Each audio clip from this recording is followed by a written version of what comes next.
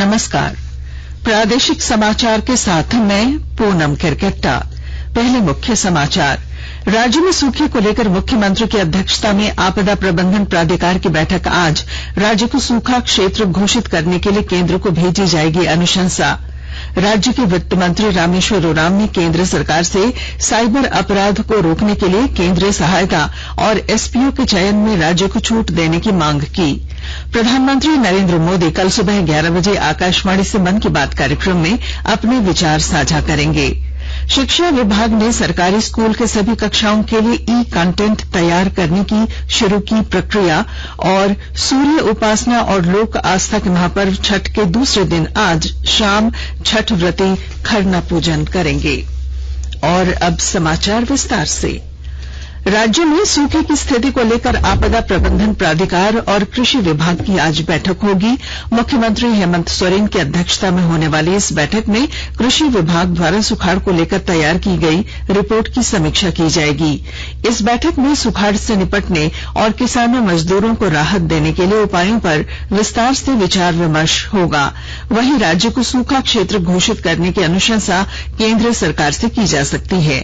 आपको बता दें कि इस वर्ष मानसून में कम बारिश होने की वजह से खरीफ फसल की बुआई पर विपरीत असर पड़ा है। राज्य के 22 जिलों के 154 प्रखंडों में सुखाड़ की स्थिति है। राज्य के वित्त मंत्री रामेश्वर उरांव ने केंद्र सरकार से साइबर अपराध को रोकने के लिए केंद्रीय सहायता मांगी है। उन्होंने हरियाणा के सूरजकुंड में 2 दिवसीय गृह मंत्रियों के चिंतन शिविर को संबोधित करते हुए बोकारो, गढ़वा, हजारीबाग, पलामू, रांची और सिमडेगा को फिर से विशेष केंद्रीय सहायता स्कीम में शामिल करने, नागरिक उड्डयन सुरक्षा प्रशिक्षण केंद्र की स्थापना, निर्भया फंड का लगभग 61 करोड़ रुपए, स्पेशल पुलिस ऑफिसर चयन में राज्य को छूट और संवेदनशील नक्सल प्रभावित कोर एरिया के लिए केंद्रीय सशस्त्र पुलिस बल की 1 बटालियन देने की भी मांग रखी। नक्सल अभियान में सक्रिय भूमिका निभाने वाले जवानों के लिए स्पेशल ऑप्स मेडल देने का भी सुझाव दिया।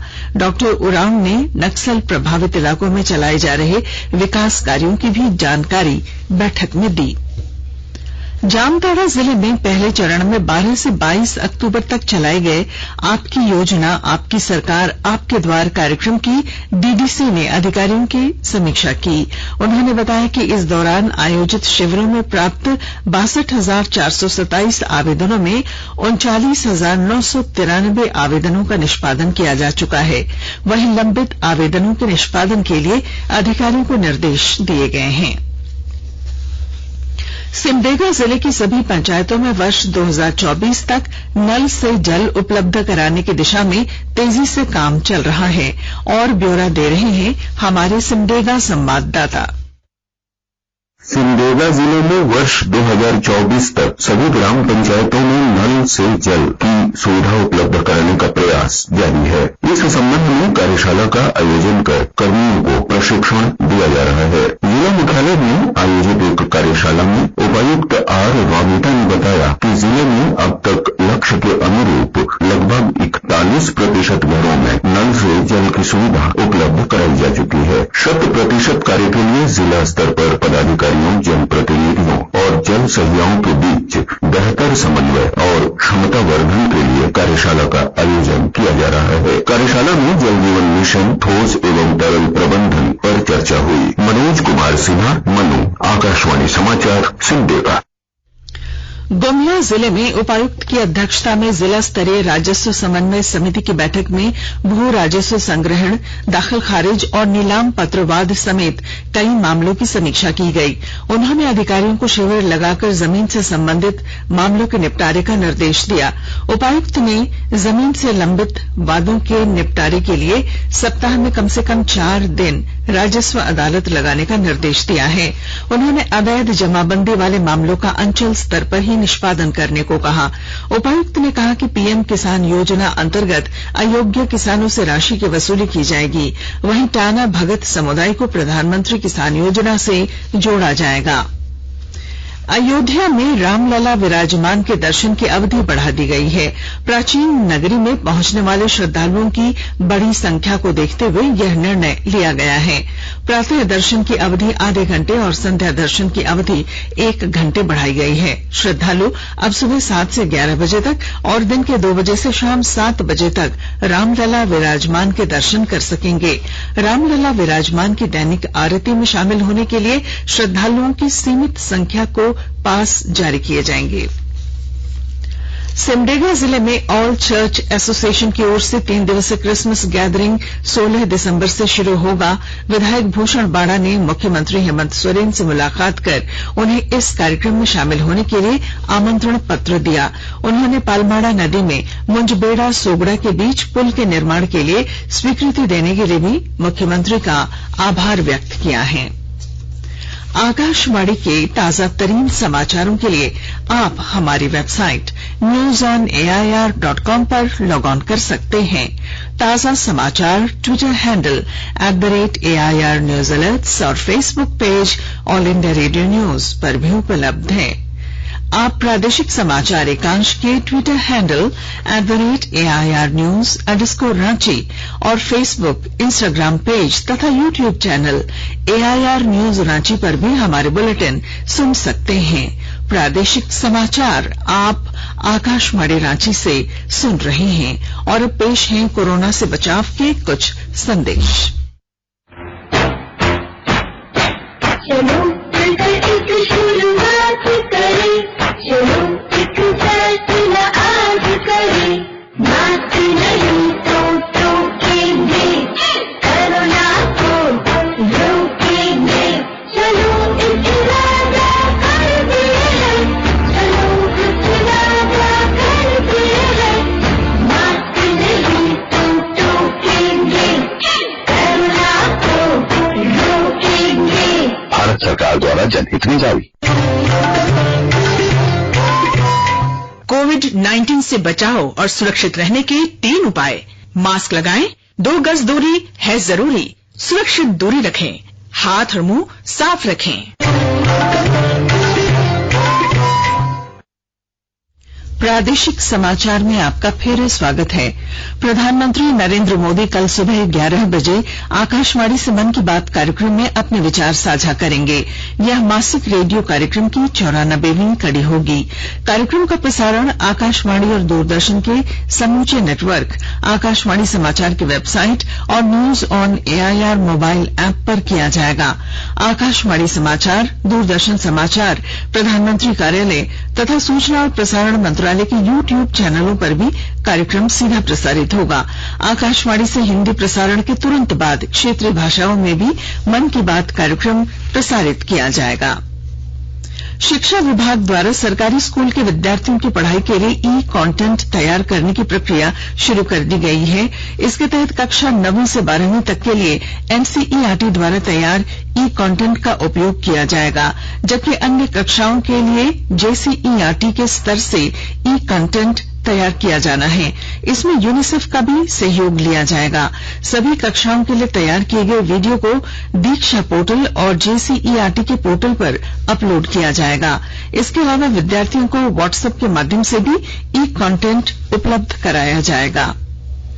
साहिबगंज जिला प्रशासन द्वारा छठ महापर्व को लेकर गंगा नदी घाटों पर तैयारियों को अंतिम रूप दिया जा रहा है और ब्यौरा दे रहे हैं हमारे साहिबगंज संवाददाता।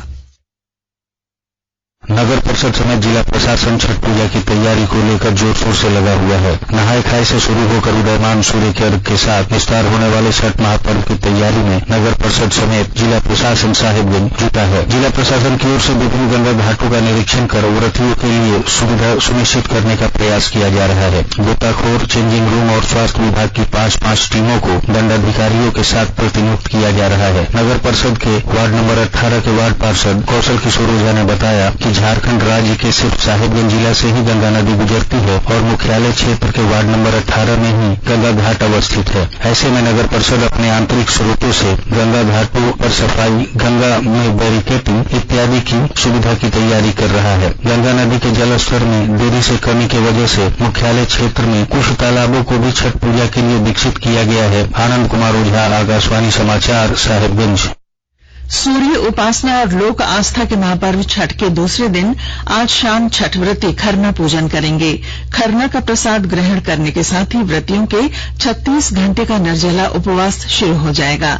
इधर तालाब, डैम आदि की घाटों की साफ सफाई, सुरक्षा और व्रतियों की सहूलियत के लिए अन्य व्यवस्थाओं को सुनिश्चित करने का काम लगभग पूरा हो चुका है। मुख्यमंत्री हेमंत सोरेन ने खरना की राज्यवासियों को शुभकामनाएं दी हैं। इधर राजधानी रांची के सभी छठ घाटों पर सुरक्षा को लेकर 1600 से ज्यादा जवान तैनात रहेंगे। यहां ड्रोन के माध्यम से भी निगरानी की जाएगी। घाटों पर किसी भी तरह के हादसों से बचाव को लेकर बैरिकेडिंग समेत अन्य आवश्यक व्यवस्थाएं कर ली गई हैं।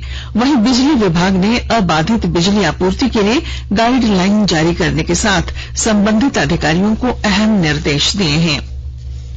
झारखंड राज्य आवास बोर्ड रांची और देवघर में नई आवासीय कॉलोनी बनाएगा।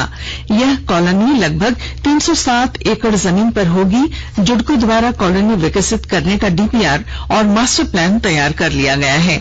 आवास बोर्ड के प्रबंध निदेशक ने बताया कि आवासीय कॉलोनी का निर्माण पीपीपी मोड पर किया जाना है।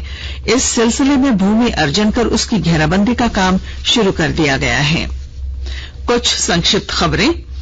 15 नवंबर को राज्य स्थापना दिवस पर आयोजित होने वाले राजकीय समारोह की तैयारियों को लेकर सभी विभागीय सचिवों की बैठक 1 नवंबर को होगी।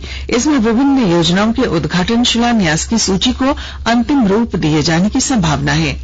नगर विकास विभाग ने रांची नगर निगम के नाम पर विभिन्न ऑटो स्टैंड से हो रही अवैध वसूली की जांच की आवश्यक कार्रवाई करने का निर्देश नगर आयुक्त को दिया है। जेएसएससी ने रिम्स रांची में तृतीय श्रेणी के पदों पर बहाली के लिए नियुक्ति प्रक्रिया शुरू कर दी है। इसके लिए आयोग की वेबसाइट पर 22 नवंबर से 21 दिसंबर तक ऑनलाइन आवेदन भरे जा सकेंगे। देश के 22 नेशनल लॉ यूनिवर्सिटी में यूजी और पीजी कोर्स में नामांकन के लिए विद्यार्थी 13 नवंबर तक आवेदन कर सकते हैं। एंट्रेंस टेस्ट 18 दिसंबर को होगा। वहीं बीआईटी मेसरा में होटल मैनेजमेंट कोर्स में नामांकन के लिए आवेदन की अंतिम तारीख बढ़ाकर 20 नवंबर कर दी गई है। अखिल भारतीय आदिवासी धर्म परिषद द्वारा आदिवासी अलग धर्म कोड की मांग को लेकर कल राजधानी रांची में धर्म सम्मेलन आयोजित किया जाएगा। इसमें कई राज्यों के आदिवासी प्रतिनिधि शामिल होंगे। अग्रवाल महासभा का सामूहिक विवाह कार्यक्रम 5 नवंबर को राजधानी रांची में आयोजित होगा। इसके लिए पंजीयन की प्रक्रिया शुरू हो चुकी है। जेसीआई का एक्सपो उत्सव राजधानी रांची के मोरहाबादी मैदान में 24 से 28 नवंबर तक होगा। एक्सपो में व्यवसायियों द्वारा 300 से ज्यादा स्टॉल लगाए जाएंगे। राज्य के राष्ट्रीय स्तर के निशानेबाज और प्रशिक्षक विभूति प्रसाद सिंह का कल नई दिल्ली में इलाज के दौरान निधन हो गया। 11 अक्टूबर को सड़क हादसे में वे गंभीर रूप से घायल हो गए थे। गिरिडीह जिले में आयोजित राज्य स्तरीय बॉक्सिंग प्रतियोगिता में रांची के मुक्केबाजों ने 7 पदक जीते। पदक विजेताओं में 5 पुरुष और 2 महिला मुक्केबाज शामिल हैं। खेल विभाग द्वारा आजादी के अमृत महोत्सव के तहत फिटनेस रहे बेमिसाल कार्यक्रम का पूरे राज्य में आयोजन किया गया। राजधानी रांची के मोरहाबादी मैदान में आयोजित दौड़ और वॉक इवेंट में विभिन्न खेल प्रशिक्षण केंद्र के खिलाड़ियों ने हिस्सा लिया। वहीं रस्साकशी प्रतियोगिता में एकलव्य प्रशिक्षण केंद्र विजेता और साई रांची उप विजेता रही। इस मौके पर ओलंपियन मनोहर टोपनो समेत कई प्रशिक्षक और खिलाड़ी मौजूद रहे। इधर सरायकेला खरसावां जिले में भी आयोजित इस कार्यक्रम में बड़ी संख्या में लोग शामिल हुए। और अब बुलेटिन के आखिर में मुख्य समाचार एक बार फिर। राज्य में सूखे को लेकर मुख्यमंत्री की अध्यक्षता में आपदा प्रबंधन प्राधिकार की बैठक आज। राज्य को सूखा क्षेत्र घोषित करने के लिए केंद्र को भेजी जाएगी अनुशंसा। राज्य के वित्त मंत्री रामेश्वर उरांव ने केंद्र सरकार से साइबर अपराध को रोकने के लिए केंद्रीय सहायता और एसपीओ के चयन में राज्य को छूट देने की मांग की। प्रधानमंत्री नरेंद्र मोदी कल सुबह 11 बजे आकाशवाणी से मन की बात कार्यक्रम में अपने विचार करेंगे साझा। शिक्षा विभाग ने सरकारी स्कूल के सभी कक्षाओं के लिए ई कंटेंट तैयार करने की शुरू की प्रक्रिया। और सूर्य उपासना और लोक आस्था के महापर्व छठ के दूसरे दिन आज शाम छठ व्रती खरना पूजन करेंगे। और इसके साथ ही आकाशवाणी रांची से प्रादेशिक समाचार का ये बुलेटिन समाप्त हुआ। नमस्कार।